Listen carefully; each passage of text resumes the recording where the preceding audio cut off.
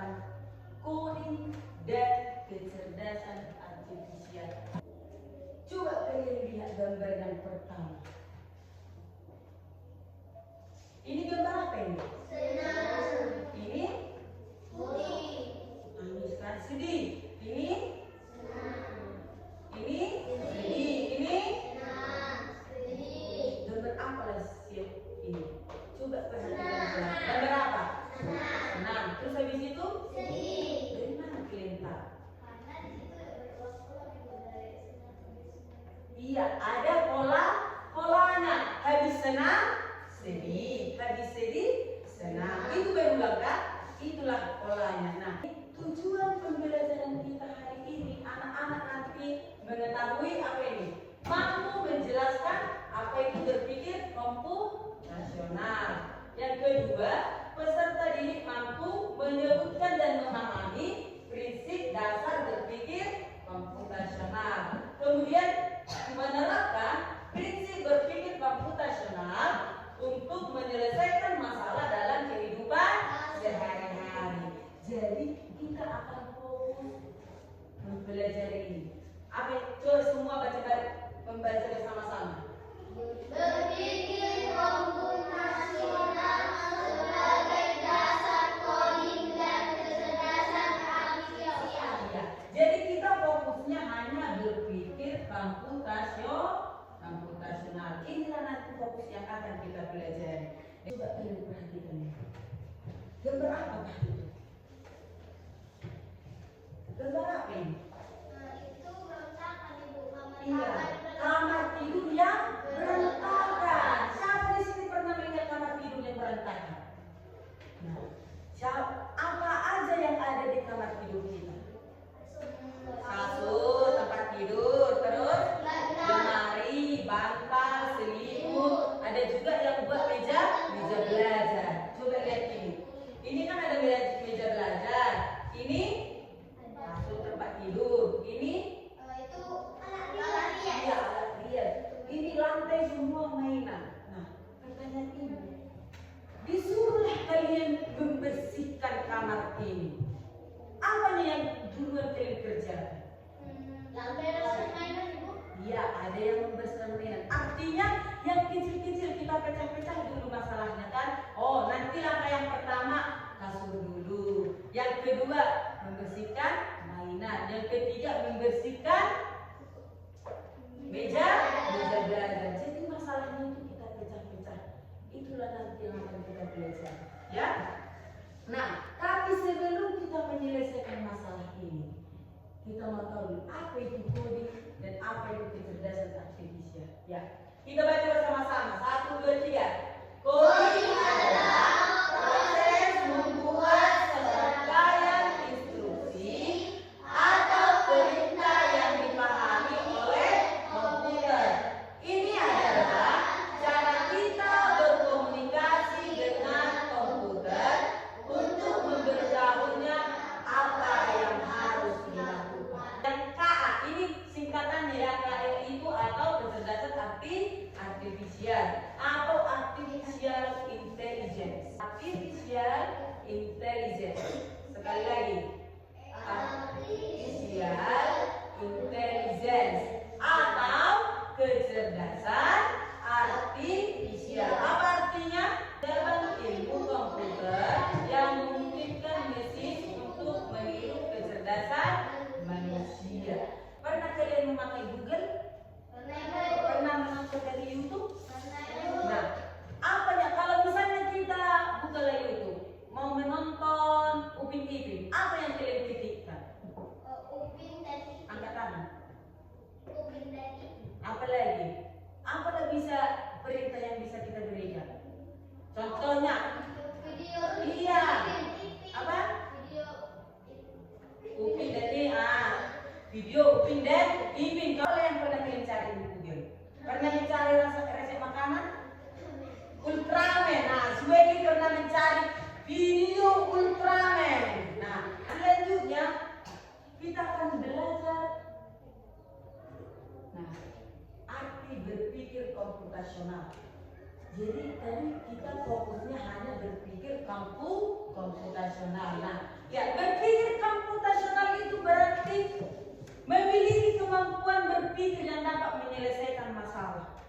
Jadi masalah yang pertama yang ibu tunjukkan di awal itu masalahnya apa? Yang dari gambar, apa masalah?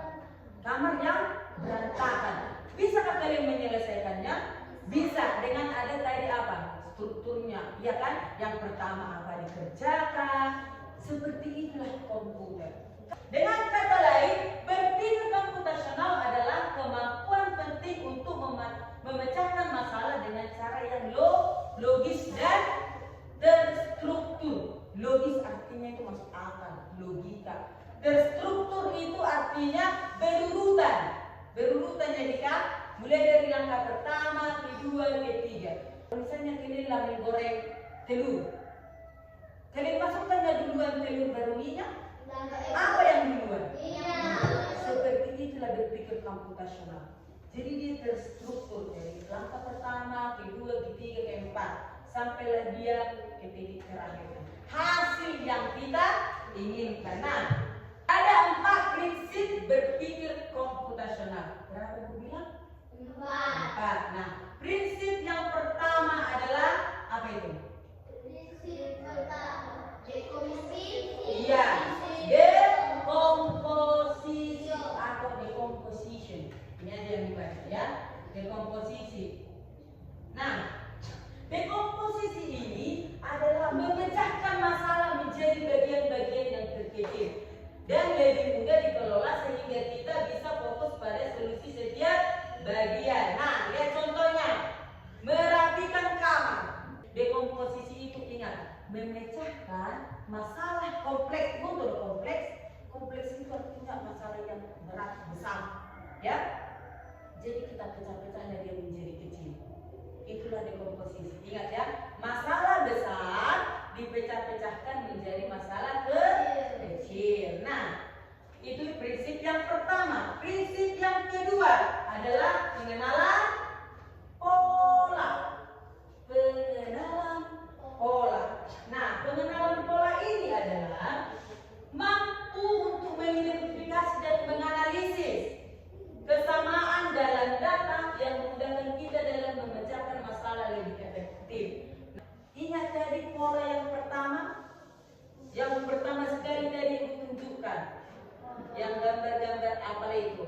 Yang pertama senyum. Yang kedua murung atau sedih. Senang, senyum, terus senang, senyum, berarti ada polanya, ya kan? Senang, sedih, berarti ada polanya. Itulah yang pengenalan pola. Yang ketiga. Nah, yang ketiga adalah abstraksi. Nah, apa itu abstraksi, Bu? Lihat. Proses menyederhanakan masalah dengan menghilangkan detail yang tidak perlu. Contohnya, sehari-hari dari abstraksi bisa dilihat saat kita menggunakan peta. Pernah kalian melihat peta? Pernah lihat peta? Siapa di sini pernah melihat di handphone ada namanya Google Map? Yang bisa yang dipakai gojek-gojek biasanya 500 meter belok ke kiri. Nah, kan ada kayak gitu kan Google Map. Ayo turun tanda tangannya. Nah, jadi kita hanya memperhatikan informasi yang penting. Ya kan, kalau misalnya lah dari sini kita mau ke kamar mandi. Bagaimana cara kita dari sini ke kamar mandi? Lurus, Maju dulu, terus belok kiri, maju terus ke kiri, ke kanan. Ya kan, ke kanan kamar mandi siswa kan, ke kanan. Nah, yang pertama kalau ke sana kita lihat apa saja ruangan atau benda yang bisa kita perhatikan kalau lurus kita. Yang pertama ruangan kelas 3, kelas 2, kelas 1. Itulah yang perlu kita ingat. Kalau misalnya ada orang yang baru datang ke sini, Krisya, dari mana jalan ke kamar mandi? Pasti dibilang si Krisya kan, luruslah kamu sampai melewati kelas 1, kemudian belok kiri. Nah, lurus saja baru lagi belok ke kanan. Yang keempat adalah berpikir algoritma atau algoritmik ya. Coba lihat di sini. Adalah langkah-langkah terstruktur untuk menyelesaikan masalah. Untuk menyelesaikan Artinya ada langkah-langkahnya. Misalnya, ibu buatlah perkalian. Contohnya 23 kali 6. Ada langkah-langkahnya ini? Ada. Langkah mana yang pertama? 6 kali 3. Iya, 6 kali 3. Ya kan, langkah yang pertama. Terus langkah yang kedua? 6 kali 2. Nah, ada langkahnya.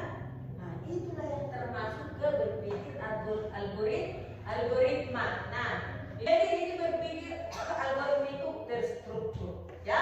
Nah, 4 prinsip berpikir komputasional. Yang pertama, apa enggak yang pertama? Yang kedua, pengenalan pola. Yang ketiga, abstraksi. Yang keempat, berpikir algoritma atau algoritmik. Selanjutnya kita akan belajar pentingnya berpikir komputasional untuk memecahkan masalah dalam kehidupan sehari-hari. Yang pertama itu membantu menyelesaikan masalah dengan lebih mudah. Yang kedua,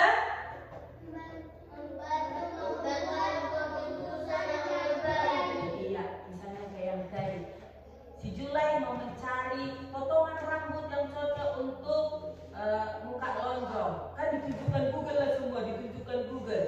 Kan muka si Julai lonjong. Terus dicari si Julai lah dari Google, muncul ada yang kribo, yang keriting lurus, ada yang bob, ada yang apa. Terus dibantulah dia untuk mencarikan apa, membuat keputusan. Ya kan, udah ditengok si Julai. Mana yang cocok ya, dicari si Julai lagi. Oh, inilah dulu cari. Nah, dibantu Google itulah dia untuk mengambil keputusan. Nah, kemudian Dika, nomor 3, baca dulu.